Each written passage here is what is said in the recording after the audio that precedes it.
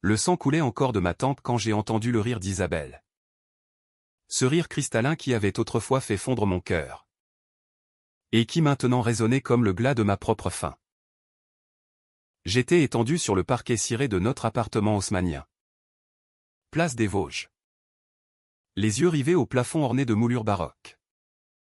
Tandis que Jacques, mon associé, essuyait le canon de son revolver avec un mouchoir brodé à mon chiffre, un cadeau d'anniversaire qu'elle lui avait probablement offert en secret. Adieu. Pierre, avait-elle murmuré. Sa voix suave comme un vin de Bordeaux trop corsé. Avant de se pencher pour m'embrasser une dernière fois. Ses lèvres effleurant ma joue ensanglantée. Et puis, le néant. Mais le néant n'a pas duré. Il s'est fissuré. Comme une vitre sous l'impact d'une pierre. Et soudain, j'étais de retour non pas dans les limbes, mais dans mon corps. 15 ans plus tôt. Le jour où j'avais signé l'acte d'achat de cette même maison maudite. Avec l'odeur fraîche de la peinture et le bourdonnement excité des artisans dans les couloirs. Je me suis redressé d'un bond. Le cœur battant la chamade. Les mains tremblantes sur le bureau de notaire. Rue de Rivoli. Le notaire, un homme chauve aux lunettes rondes, me fixait avec surprise. Monsieur Lefebvre? Tout va bien? Vous semblez pâle. Pâle? J'étais un fantôme dans ma propre peau. Un revenant qui venait de revivre sa propre exécution. Les souvenirs affluaient, Isabelle. Ma femme. Avec ses boucles rousses et son sourire de madone. Complotant avec Jacques pour me dépouiller de l'empire que j'avais bâti à la sueur de mon front, Lefebvre et Associés. Une firme d'import-export de vin fin qui valait des millions. Il m'avait empoisonné l'esprit avec des ragots. Falsifié des comptes. Et enfin, un soir d'orage sur la Seine, m'avait abattu comme un chien galeux pour toucher l'assurance vie et revendre l'entreprise à des requins chinois. Mais maintenant, j'étais là. À 32 ans. Avec le corps souple d'un homme qui n'avait pas encore été rongé par les nuits blanches et les verres de cognac solitaire. La vengeance. Ce mot pulsait dans mes veines comme un poison bienfaisant. Cette fois, ce serait moi le serpent. Paris. Cette ville de lumière et d'ombre m'accueillit comme une amante perfide. Je sortis du cabinet notarial. L'acte de propriété froissé dans ma poche. Et marchai d'un pas vif vers le métro, évitant les regards des passants emmitouflés dans leurs écharpes contre le vent automnal de 2010. 15 ans en arrière, l'iPhone n'était qu'un gadget naissant. Obama fraîchement élu. Et moi. Pierre Lefebvre. Sur le point de rencontrer Isabelle pour la première fois lors d'une dégustation au Salon des Vins de Paris. Non. Corrigé, nous nous étions déjà rencontrés dans cette villa. Mais maintenant. Je savais. Je savais pour ces rendez-vous clandestins avec Jacques à l'hôtel Lutetia. Pour les transferts d'argent occultes vers des comptes suisses. Pour le jour où elle avait glissé le somnifère dans mon café avant de m'assassiner. Chaque détail.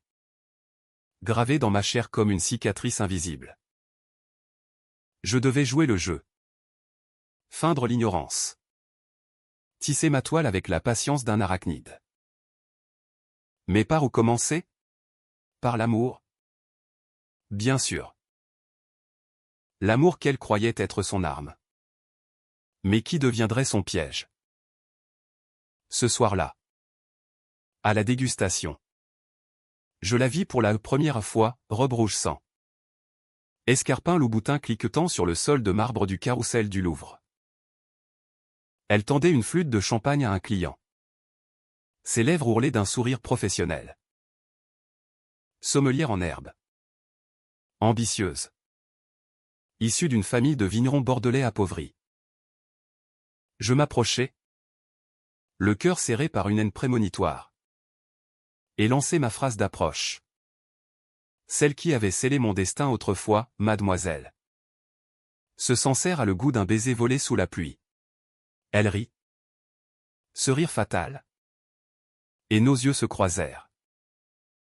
Mais cette fois, dans les miens, il y avait une lueur qu'elle ne pouvait pas encore décrypter, la promesse d'une tempête. Nous parlâmes des terroirs, des millésimes, des arômes de cassis et de tabac. Jacques était là aussi. En arrière-plan. Un jeune loup aux tempes grisonnantes précoces. Serrant des mains avec une assurance feinte. Il me salua d'un clin d'œil complice. Ignorant que je connaissais déjà le poids de son revolver dans ma paume agonisante. Les semaines suivantes furent un ballet macabre de séduction et de calcul.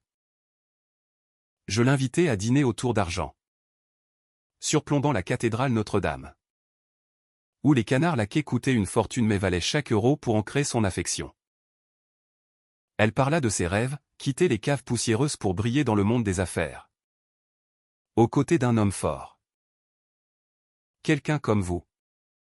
Pierre, murmura-t-elle en effleurant ma main. Je souris.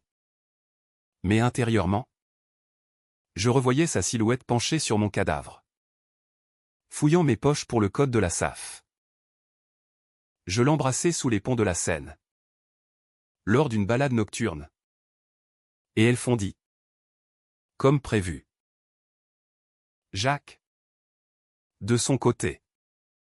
Devint mon ami, nous golfâmes à Saint-Cloud. Bûmes du whisky dans des bars de Saint-Germain-des-Prés. Et je le laissai me convaincre d'associer nos forces pour étendre l'entreprise vers l'Asie. Chaque confidence qu'il me glissait ses dettes de jeu. Son ambition vorace était une brique dans le mur de leur future chute. Mais la trahison ne commence pas par un coup de feu, elle germe dans les silences. Un soir, alors qu'Isabelle dormait contre moi dans mon appartement temporaire du Marais, je fouillai son téléphone, un vieux Nokia. Préhistorique comparé au smartphone de ma vie précédente. Rien. Bien sûr. Pas encore. Mais je plantai la graine, je lui parlais d'un projet secret.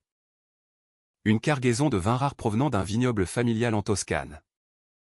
Que je prétendais avoir hérité d'un oncle décédé. Ça vaut des millions. Chérie. Mais il faut un partenaire de confiance. Ses yeux s'illuminèrent. Et elle suggéra Jacques. Un homme si compétent. Parfait. La toile se resserrait. Bientôt. Nous nous mariâmes à la mairie du 7e arrondissement. Une cérémonie intime sous un ciel de plomb. Avec pour témoins des collègues ivres de joie. La lune de miel à la Côte d'Azur fut un tour de force, je l'emmenai à Monaco. Où elle dépensa sans compter. Ignorant que chaque carte de crédit que je lui offrais était piégée d'un traceur invisible, une technologie que je n'avais pas en 2010. Mais que j'adaptais avec l'aide d'un hacker freelance rencontré dans un café de Belleville. Un gamin au dreadlock qui, pour 500 €, installa un logiciel espion sur nos appareils. Pour la sécurité de l'entreprise, lui dis-je. Pour la mienne, pensais-je. Les nuits étaient passionnées. Mais mes rêves étaient hantés par le craquement du parquet sous mes pieds mourants. Par l'odeur de poudre et de parfum Chanel numéro 5. L'entreprise grandit. Comme dans ma mémoire. Nous signâmes le contrat avec les Chinois à Shanghai, un voyage que je feignis d'apprécier. Mais où je notais chaque regard complice entre Isabelle et Jacques lors des dîners d'affaires. Elle avait commencé à changer, des bijoux plus ostentatoires. Des robes de Dior. Et des absences pour des rendez-vous avec des fournisseurs.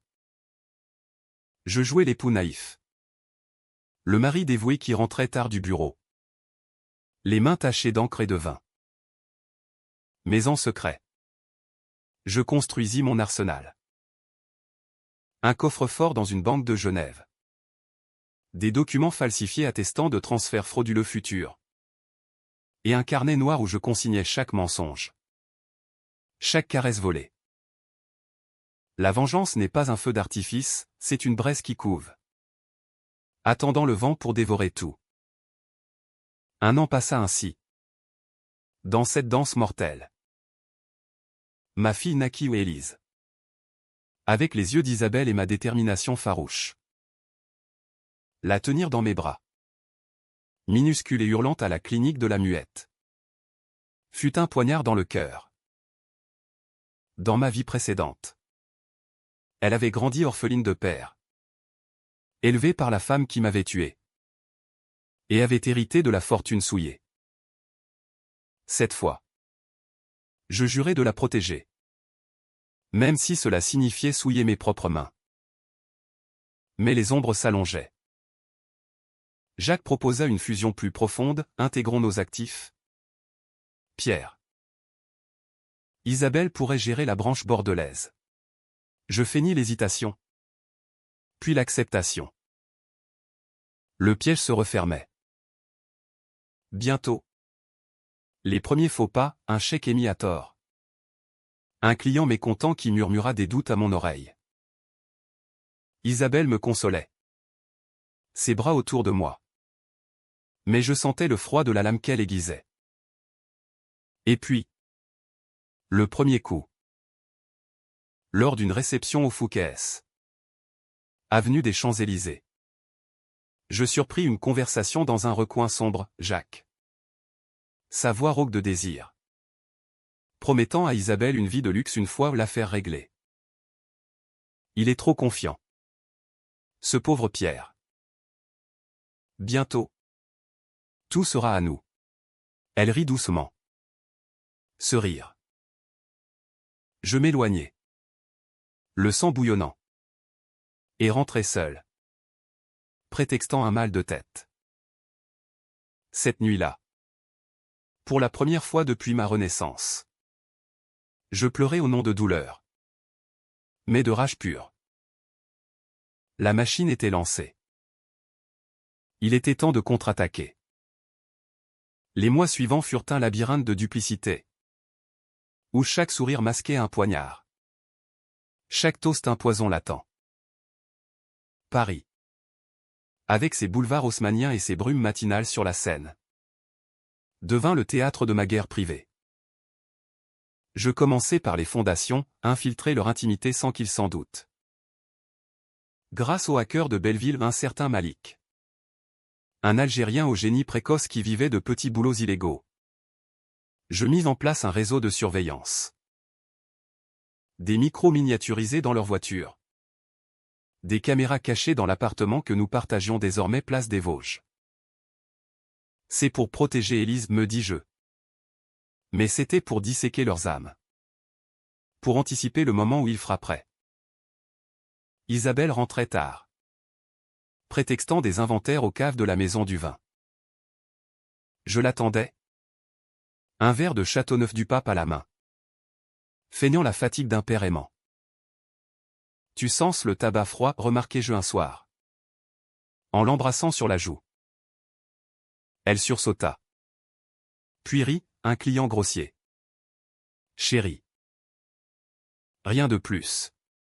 Mais les enregistrements racontaient une autre histoire, des nuits à l'hôtel de Crillon. Où Jacques la prenait avec une brutalité que je n'avais jamais osée. Murmurant des promesses de fortune tandis qu'elle gémissait son nom. Écoutez cela. Seul dans mon bureau aux lumières tamisées. Était une torture exquise. Ma haine se muait en quelque chose de plus sombre, une obsession. Un besoin de les voir ramper. Brisés. Implorant une miséricorde que je ne leur accorderais pas. Jacques. De son côté. Se révélait plus rusé que dans mes souvenirs. Il avait déjà des dettes non pas de jeu. Comme il le prétendait. Mais envers des usuriers marseillais. Liés à un trafic de contrefaçon de Bordeaux. Je le découvris par un contact dans la police.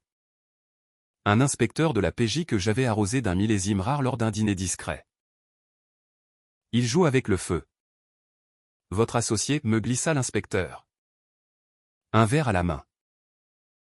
Je hochai la tête, gravant chaque mot. La faille était là, son avidité. Je l'alimentais subtilement, en lui confiant des contrats juteux avec des intermédiaires douteux.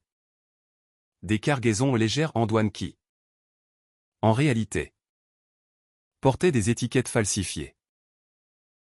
Fais-moi confiance. Jacques.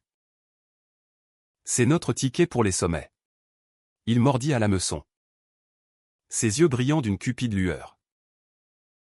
Mais la trahison la plus profonde n'était pas la leur, c'était la mienne.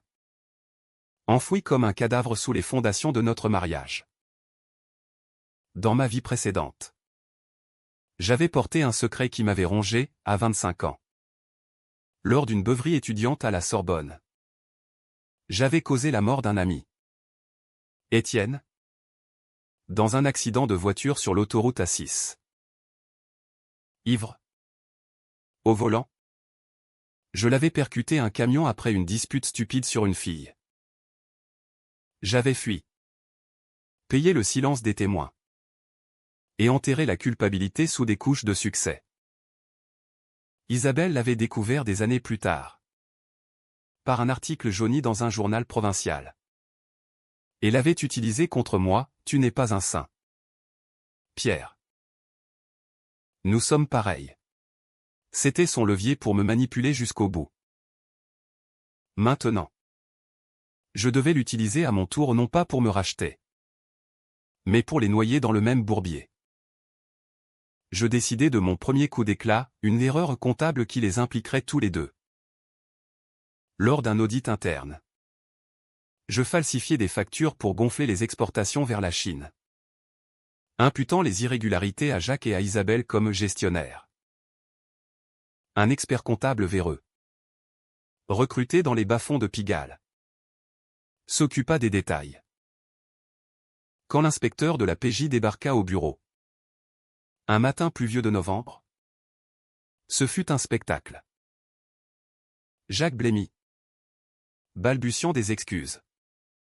Tandis qu'Isabelle, dans son tailleur pantalon impeccable, croisa mon regard avec une panique fugace. Pierre. Qu'est-ce que cela signifie, demanda-t-elle. Sa voix chevrotante. Je feignis la stupeur, une fraude? Chez nous? Mon Dieu. Nous devons enquêter. Intérieurement? Je jubilais. Les autorités saisirent des comptes. Gelèrent des actifs.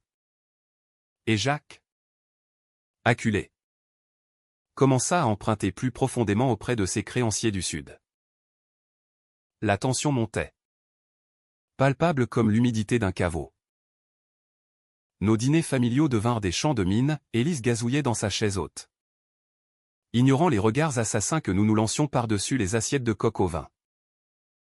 Isabelle essaya de me séduire à nouveau. Une nuit où la pluie martelait les vitraux de notre chambre. Nous traverserons cela ensemble. Mon amour, murmura-t-elle. Ses mains glissant sous ma chemise. Je la laissai faire. Mon corps répondant par habitude. Mais mon esprit était ailleurs au comptant les secondes jusqu'à ce que le piège se resserre. Au matin. Je trouvai un message sur son téléphone, besoin d'aide. Rendez-vous ce soir. J. Parfait. Je l'ai suivi ce soir-là. Garé dans l'ombre d'une ruelle près du Pont-Neuf. Ils se retrouvèrent dans un bistrot anonyme du quartier latin. Où les serveurs portaient des tabliers tachés et servaient du vin en carafe. À travers la vitre embuée. Je les vis, Jacques. Les traits tirés. Expliquant frénétiquement son plan pour détourner plus d'argent. Et Isabelle? Hochant la tête. Ses yeux froids comme la pierre de la conciergerie. Pierre soupçonne quelque chose, dit-elle. Nous devons accélérer. Mon sang se glaça où ils avançaient plus vite que prévu. Je rentrai avant eux. Feignant le sommeil. Et le lendemain. Je confrontai Jacques au bureau. J'ai vu les comptes? Mon vieux. Qu'est-ce qui se passe? Il n'y a. Suant. Mais je vis la peur dans ses yeux. C'est elle. N'est-ce pas? Isabelle? Il s'effondra. confessant une liaison. Des dettes? Mais pas le meurtre à venir. Pas encore. Je feignis la compassion, nous arrangerons cela. Ensemble. Mais en sortant. J'appelais Malik, accélère l'épreuve. Il est temps de les faire chanter. La contre-attaque prit forme sous un ciel d'hiver gris-fer. Je fis fuiter des documents anonymes à la presse Le Monde. Bien sûr. Avec son ton grave et impartial. Fraude présumée chez Lefebvre et Associés, l'ombre d'un scandale familial. Les titres firent la une. Et les actions de l'entreprise chutèrent de 30% en une semaine. Isabelle rentra en larmes. Se jetant dans mes bras, comment ont-ils pu? Nous sommes ruinés. Je la berçai. Murmurant des mots doux. Mais mes doigts serraient son épaule comme des serres. Jacques disparut 2 jours. Puis revint. Hagard. Avec des bleus sur les phalanges, les usuriers avaient cogné. Pierre. Aide-moi, implora-t-il lors d'une réunion d'urgence à la brasserie Lip. Je promis un prêt. Mais à une condition, signer un pacte de non-divulgation. Un document piégé qui les liait à moi légalement. Tout en enregistrant leur admission de culpabilité. Pourtant. Au milieu de ce chaos, un doute s'insinua, Élise. À 2 ans. Elle commençait à marcher. Titubant dans les couloirs de notre appartement avec un rire innocent qui perçait ma carapace. Était-ce juste? De les détruire ainsi? Au risque de la priver de stabilité? Une nuit. Après avoir écouté un enregistrement particulièrement sordide d'Isabelle ordonnant à Jacques de liquider Pierre si nécessaire. Je la regardais dormir. Sa poitrine se soulevant doucement. Non. Me dis-je. Ils avaient déjà volé sa vie une fois. Cette fois. Je serais le père qu'elle méritait, un justicier impitoyable. Mais les décisions causaient déjà des remous. Malik me prévint, vous jouez avec le feu. Monsieur. Ces types du Sud ne rigolent pas. Je l'ignorais. La vengeance n'admet pas de demi-mesure. Le point de non-retour arriva lors d'une tempête qui balaya Paris, faisant hurler le vent dans les cheminées de la place des Vosges. Isabelle et Jacques, désespérés, organisèrent une réunion chez nous, prétextant une réconciliation. Élise était chez la nounou. Ils arrivèrent ensemble, trempés, et s'assirent autour de la table de la salle à manger, où pendaient encore les lustres en cristal de baccarat. Pierre, nous devons parler, commença Isabelle. Sa voix tremblante. Je servis du cognac, les observant comme un chat guette une souris. Parler? Alors. Jacques craqua le premier, c'est ma faute. Les dettes. J'ai impliqué Isabelle. Elle le fusilla du regard. Puis se tourna vers moi, il ment.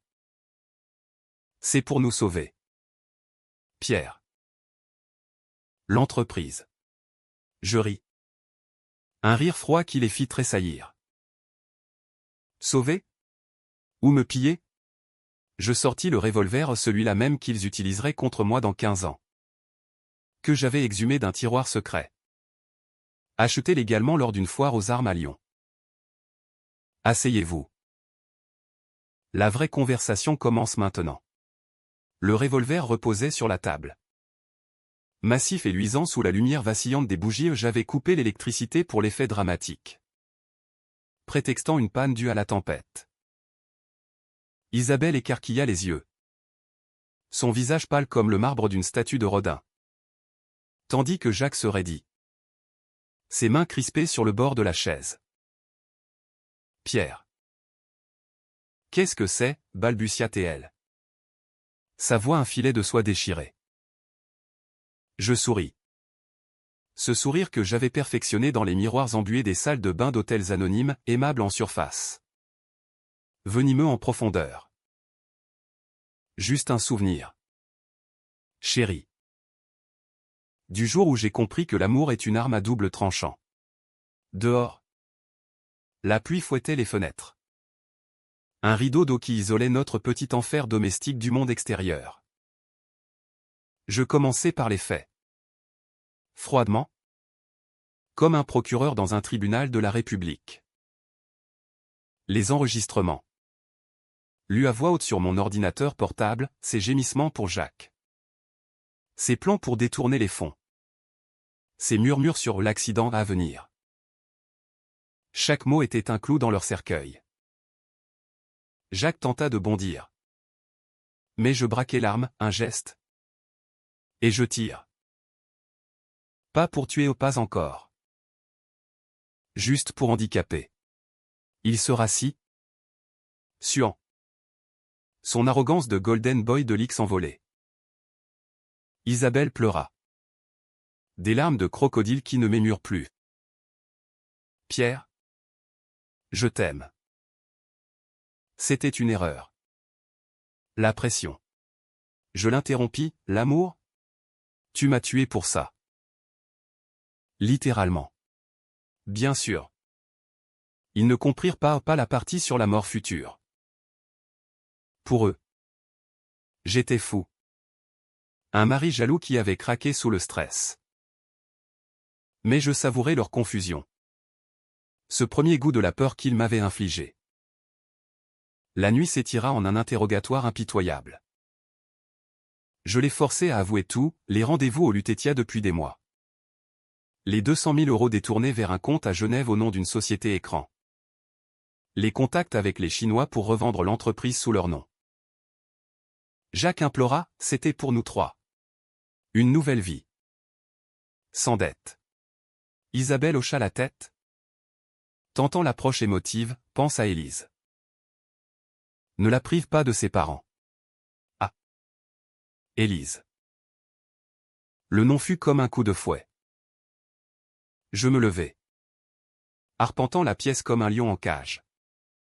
Le revolver oscillant dans ma main. Vous l'avez déjà privé. Dans l'avenir que vous avez volé. Ils échangèrent un regard pitié. Incrédulité.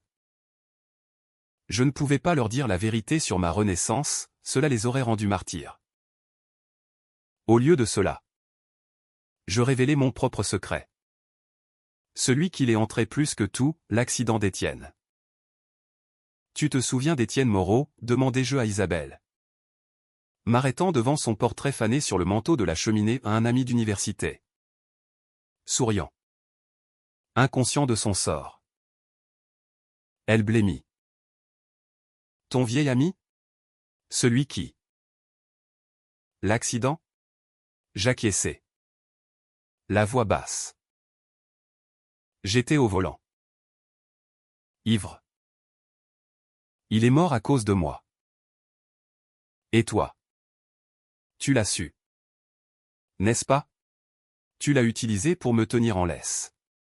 C'était un mensonge où elle ne l'avait découvert que plus tard dans ma vie précédente, mais il frappa juste. Ses yeux s'emplirent de terreur, non plus pour elle, mais pour le monstre qu'elle épousait. Jacques ricana nerveusement, on est tous des salauds. Alors. Erreur. Je le giflai du canon de l'arme. Un filet de sang coulant de sa lèvre. Non.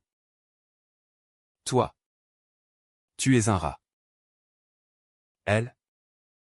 Une vipère. Moi. Je suis la justice. À l'aube. La tempête apaisée. Je l'ai laissé partir non par clémence, mais pour prolonger l'agonie. Rentrez chez vous. Demain. Vous démissionnez. Jacques. Tu rembourses chaque centime. Ou les Marseillais te trouveront avant la police. Isabelle. Tu signes les papiers de divorce. Et tu disparais de la vie d'Élise. Ils obéirent. Brisés. Promettant le silence. Mais je savais que la peur engendre la trahison. Malik confirma, des appels frénétiques à des avocats. Des recherches sur disparition forcée. Ils complotaient déjà leur riposte. Parfait. La phase suivante, les isoler. Les retourner l'un contre l'autre. Les jours suivants furent un tourbillon de faux-semblants publics et de coups bas privés. À l'extérieur. J'étais le PDG Resili, interview au Figaro sur la crise surmontée. Dîner avec des investisseurs au Plaza Athénée. Où je portais un toast à l'honnêteté en affaires. Isabelle joua la femme blessée. Postant des photos larmoyantes sur les premiers réseaux sociaux Facebook. Encore balbutiant. Légendé la famille d'abord. Les ragots en flair, adultère. Fraude. Folie conjugale. Jacques. Relégué à un poste subalterne. Son bras dans l'alcool. Ses créanciers le talonnant comme des ombres. Un soir, il m'appela. Ivre, Pierre. Elle m'a trahi. Elle garde tout. Je l'encourageais, prouve-le. Enregistre-la. Il le fit. Et les bandes arrivèrent, Isabelle. Furieuse. Le menaçant d'un scandale s'il ne l'aidait pas à finir le boulot. Le dilemme moral surgit alors.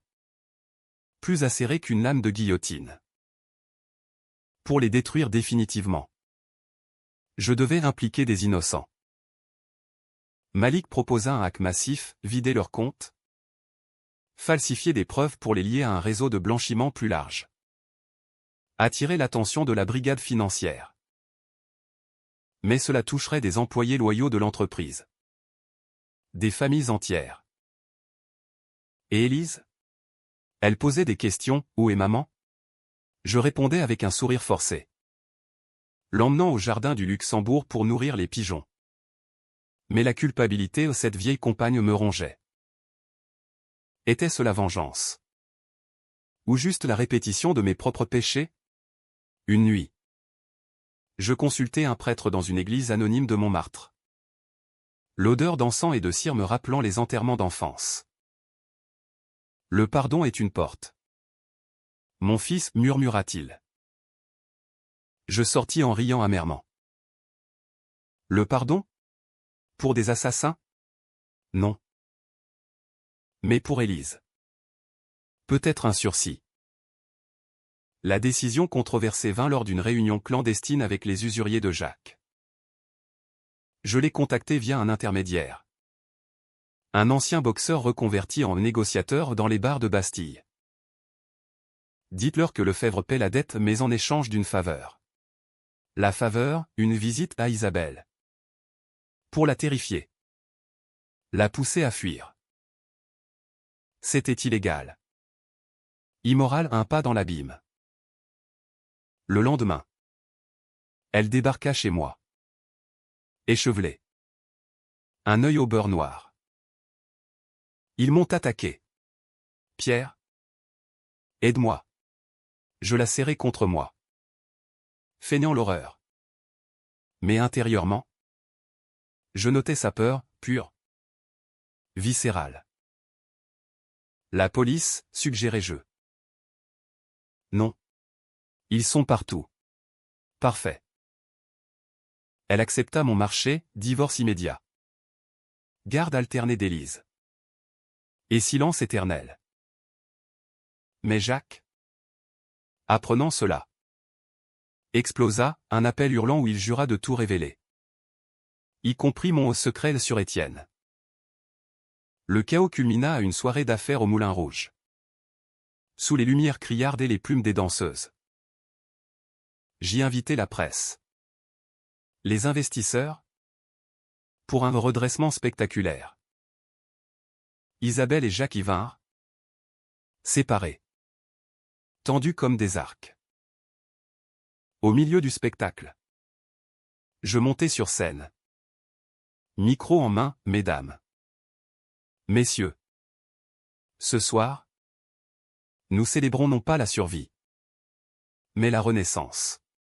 Puis, sur les écrans géants. Les preuves défilèrent, enregistrements. Documents. Photos volées de leur rendez-vous. Le scandale éclata comme une bombe. Cris. Flash. Sirène au loin. Isabelle s'effondra en sanglots. Jacques tenta de fuir mais fut plaqué au sol par la sécurité. Moi, je descendis de scène. Impassible. Et pris Élise dans mes bras où elle était là. Avec la nounou. Innocente au milieu du tumulte. Mais la vengeance a un prix. Tandis que les menottes cliquetaient sur leurs poignets. Isabelle me fixa. Ses yeux emplis non de haine. Mais de compréhension soudaine. Tu le savais depuis le début. N'est-ce pas, murmura-t-elle avant qu'on l'embarque. Je ne répondis pas. La police les arrêta pour fraude. Extorsion. Et suspicion de complot. L'entreprise fut sauvée. Mais au prix de mon âme. Les nuits suivantes. Seul avec Élise. Je revivais non ma mort. Mais ce regard, avait-elle vu le monstre en moi? Les suites judiciaires furent un cirque médiatique. Un opéra wagnérien de cris et de murmures qui tint Paris en haleine pendant des mois. Le palais de justice. Avec ses colonnes néoclassiques et son odeur de vieux papier. Devint mon nouveau terrain de jeu. Isabelle et Jacques. Séparés en cellules préventives à la santé. Plaidèrent non coupables. Mais les preuves au mon arsenal patiemment assemblées étaient accablantes. Les audiences. Retransmises en direct sur France 2. Firent d'eux les vilains du moment, l'épouse adultère et l'associé cupide. Un duo digne d'un polar de Simenon. Moi. Le mari trompé mais héroïque.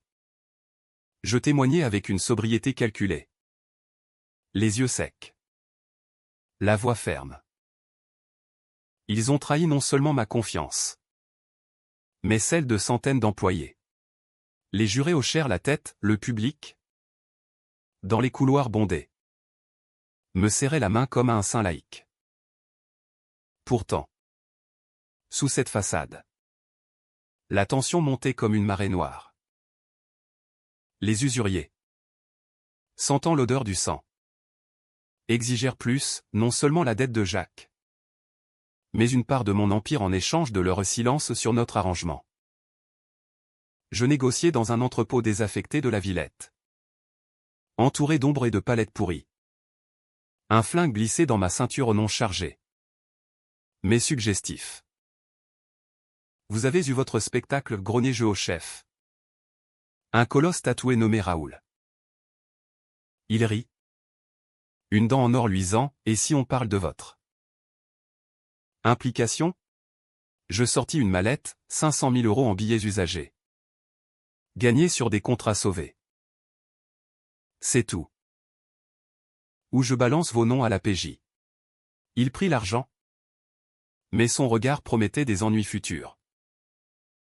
La décision était controversée, pactisée avec le diable pour protéger ma vengeance. Mais nécessaire. Paris.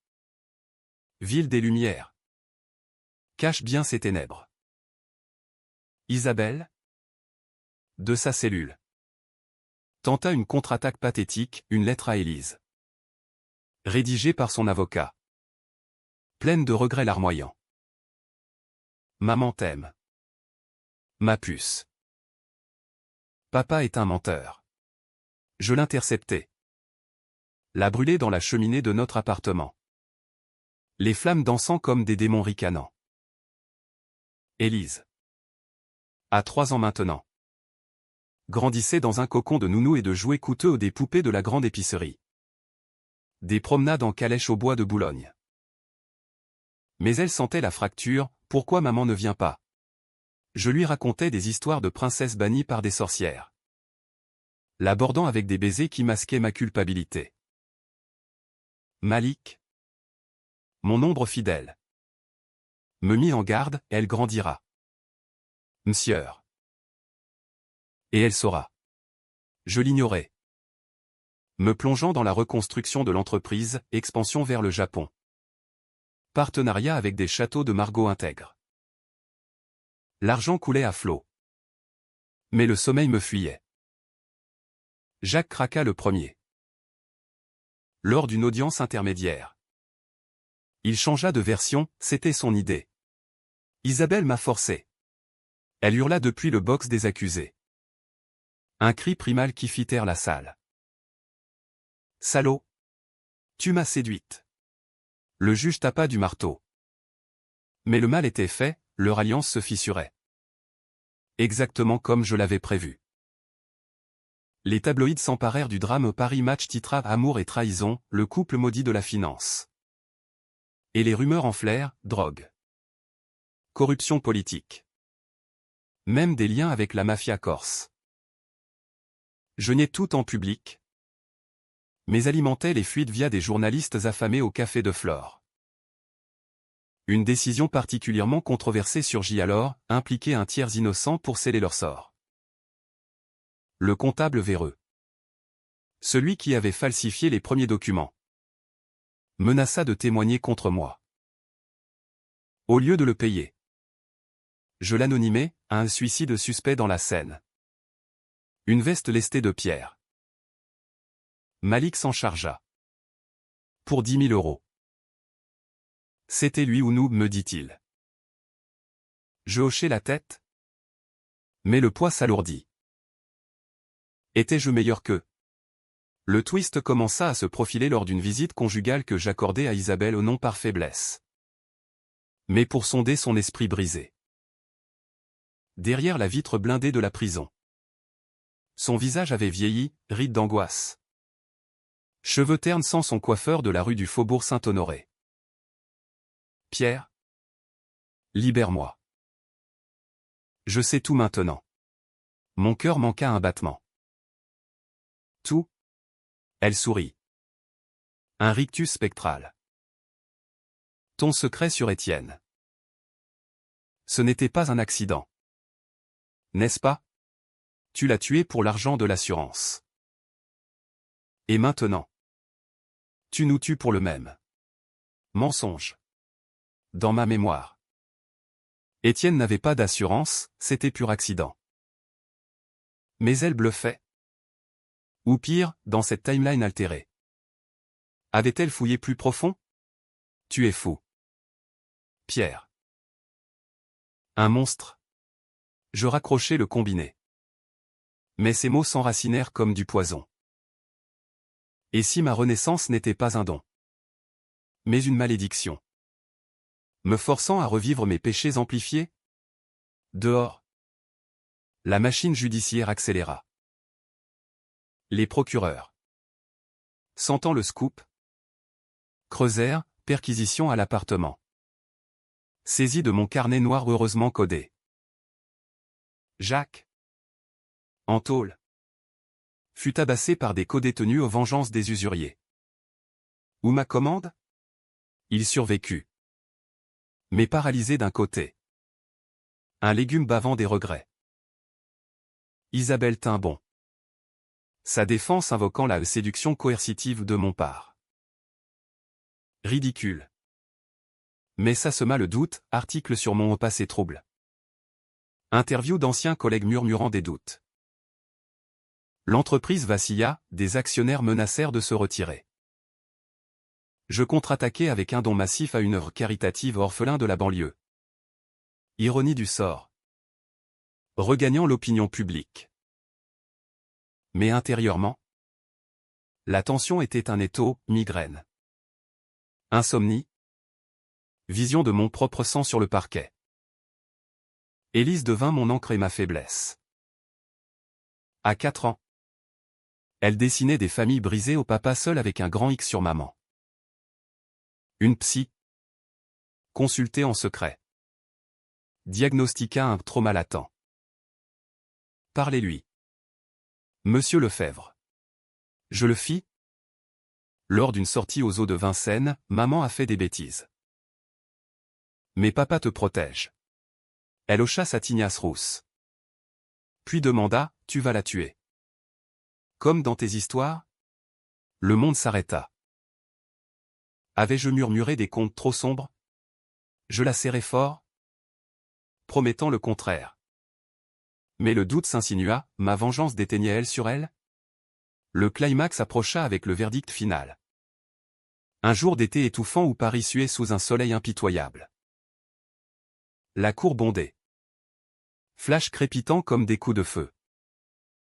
Le juge, un homme sec aux lunettes d'écaille, lut la sentence, 20 ans pour fraude aggravée et complot. Plus 10 pour extorsion. Isabelle s'effondra, hurlant mon nom comme une malédiction. Jacques, en fauteuil roulant, baissa la tête en silence. Victoire. Mais en sortant, entouré de journalistes, je sentis un frisson, un homme en trench-coat. Au fond de la foule, me fixant avec les yeux de Raoul. Les usuriers n'oubliaient pas. Ce soir-là, fête triomphale au Fouquet's, champagne d'homme Pérignon. Toast à ma résilience.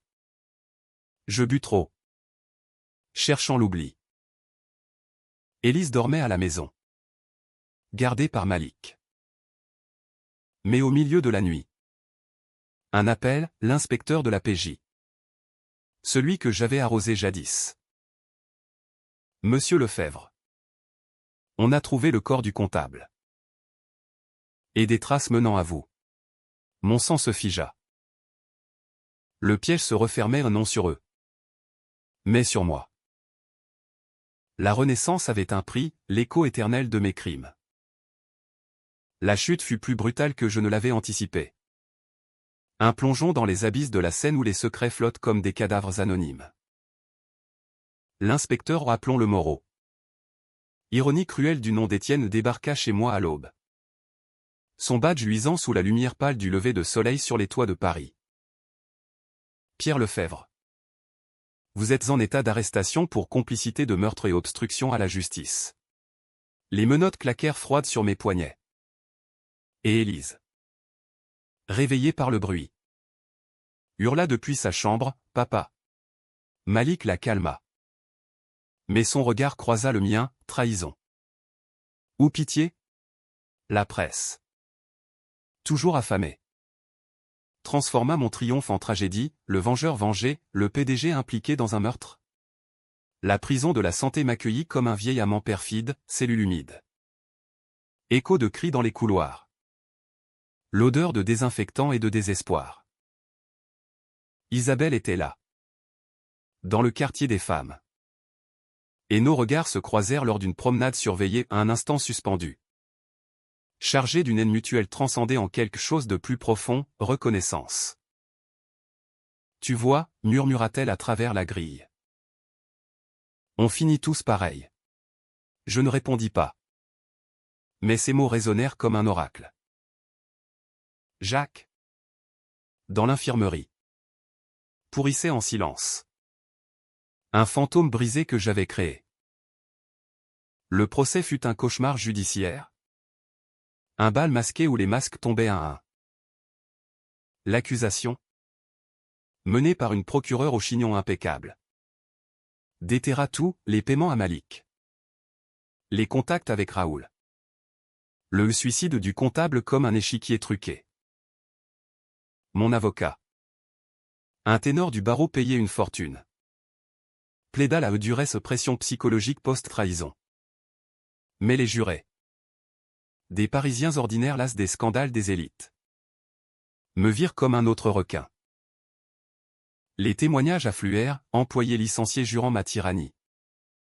Anciens amants d'Isabelle murmurant mes jalousies passées. Et le twist final. Celui qui me brisa, une lettre d'Étienne. Exhumée d'un grenier familial par la police. Non pas un accident, il avait écrit. Des mois avant sa mort, Pierre me menace. Il veut l'héritage de père. Faux? Vrai? Dans ma mémoire floue. Rongé par l'alcool de cette nuit-là. Le doute s'insinua. Et si j'avais tué? Sciemment? Pour l'argent familial. Enfouissant le crime sous des années de déni? Isabelle témoigna contre moi. Sa voix claire et vengeresse, il nous a piégés depuis le début. Un malade obsédé par un passé qu'il fuyait. Le public hocha la tête, les flashs crépitaient. Malik, arrêté comme complice. Craqua sous la pression, c'était sa vengeance. Il savait des choses. Impossible. Les rumeurs de folie circulèrent vision. Prémonition. Je ne parlais pas de la Renaissance, qui l'aurait cru? Juste un homme brisé par la trahison. Retombant dans ses propres ténèbres. Le verdict tomba un automne pluvieux. Feuille morte collant au pavé de l'île de la Cité, 25 ans pour meurtre au second degré et conspiration. Plus que Jacques. Presque autant qu'Isabelle pour sa part. La salle se vida dans un murmure. Et je fus traîné vers les fourgons cellulaires. Le poids de la défaite plus lourd que les chaînes. Dehors. Élise attendait. Tenue par une assistante sociale aux 7 ans maintenant. Ses yeux verts. Mes yeux. Emplis de confusion. Papa. Je lui souris à travers les barreaux, sois forte. Ma chérie. Papa revient. Mensonge. Les usures. Libérés par mon arrestation. Disparurent dans les brumes. Mais Raoul envoya un message, une photo d'Élise au parc. Légendé au prochain round. Les années en cellule furent une lente érosion. Un vin qui tourne au vinaigre. J'appris le braille pour les lettres d'Élise d'abord rageuses. Puis distantes. Je lisais Balzac dans la bibliothèque carcérale. Rêvant de Vautrin et de sa propre revanche manquée. Isabelle fut libérée après 10 ans. Sur appel, elle reprit une vie anonyme à Bordeaux. Sommelière dans un caveau obscur. Évitant Paris comme une plaie. Jacques mourut en tôle. Overdose de codéine. Un suicide murmuré. Moi? Je tins. Sculptant ma haine en philosophie, la vengeance n'est pas une fin. Mais un miroir qui reflète le vide de l'âme. Le twist ultime vint à ma libération conditionnelle. Après 15 ans en 2025. Paris transformé par des tours de verre et des trottinettes électriques. Mais toujours cette même mélancolie sous les lumières. Élise. Adulte. M'attendait à la sortie. Une femme de 22 ans aux boucles rousses et au regard acéré. Papa. Nous marchâmes le long de la Seine. L'eau noire charriant des secrets. Elle avait étudié le droit. Fouillé les archives. Ce n'était pas un accident pour Étienne. Tu l'as poussé. Pour l'héritage. Et pour nous. Tu as tout sacrifié. Je m'arrêtais. Le cœur cognant. Pour te protéger. Elle secoua la tête. Larmes aux yeux, tu m'as volé une mère. Et toi? Un père. Puis. Le coup de grâce, mais je t'ai pardonné. Parce que sans cela. Je ne serais pas qui je suis forte. Indépendante. Nous reconstruisîmes. Lentement, dîner au Marais. Promenade à Montmartre. Où je lui racontais pour la première fois la vérité sur ma renaissance. Un délire carcéral ou un miracle? Elle écouta. Sans juger. L'entreprise? Vendue? Mais Élise en avait racheté des parts. La transformant en coopérative éthique. Isabelle? Nous la croisâmes un jour. Au salon des vins. Vieillie mais sereine. Un regard. Un hochement de tête au pas de pardon. Mais une trêve. La vengeance s'achevait non en triomphe. Mais en une paix fragile. Teintée de regret. Paris. Éternel. M'accueillit de retour, ces cafés enfumés. Ces amours éphémères. Ces ombres qui dansent. J'achetai une petite maison en Provence. Loin des intrigues. Et inviter Élise elle vint. Avec son mari et leur rire. Personne d'autre. Mais c'était assez. La renaissance n'est pas éternelle, c'est un cycle. Et le mien se refermait sur une note douce amère, non la victoire, mais la survie. Et dans le silence des vignes, j'entendis enfin le rire d'Étienne. Non accusateur, mais libérateur. Fin.